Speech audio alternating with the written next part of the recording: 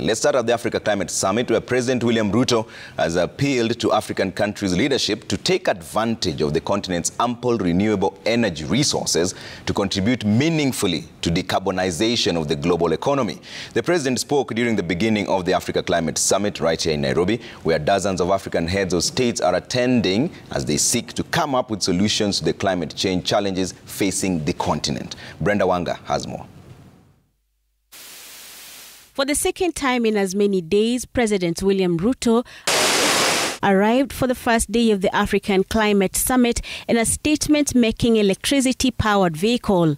On a day dubbed the Ministerial Day at the summit, the president joined a handful of other African leaders in discussions that pointed to the direction the summit hopes to take over the next couple of days. We use the next 3 days to explore options as to how we can optimize Africa's abundant human and natural resources to leapfrog towards a low-carbon economy while opening new opportunities for climate finance, trade, investment, innovation, resilience, and green jobs. The meeting is set to tackle the numerous challenges facing the continent as a result of climate change, with delegates reinforcing the urgency of handling loss and damage occasioned by climate change, while also taking care of the mitigation and resilience aspects of the same. The cost of climate change in Africa is too high for us. We know for sure that crying for the promised resources by the developed countries' parties has not yielded tangible results. We are doing more than our fair share in the global efforts to combat this crisis. Africa needs between 160 to 340 billion US dollars by 2030 for adaptation, while the current flows are only around 16 billion annually.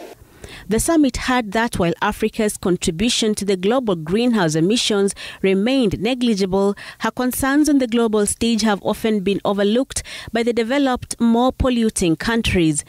President William Ruto, addressing the delegates, urged the summit to look at the continent's problem as an opportunity to craft solutions tailored for it.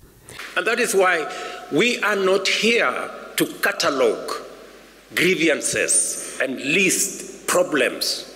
We are here to scrutinize ideas, assess perspectives, so that we can unlock solutions. African countries were also challenged to use their resources to power clean development and break free from environmentally harmful energy sources, with President Ruto pointing to the continent's ability to change the course of climate change by employing innovative solutions. Africa holds the key to decarbonizing the global economy, whether it is industrialization, whether it's manufacturing.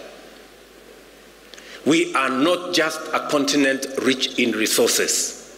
We are a powerhouse of untapped potential. The summit will focus on, among other things, market-driven mechanisms of financing with the goal of mobilizing funding from the global north countries.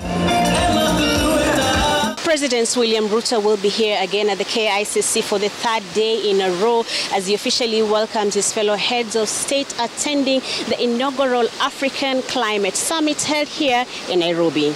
Brenda Wanga, Citizen TV at the KICC, Nairobi.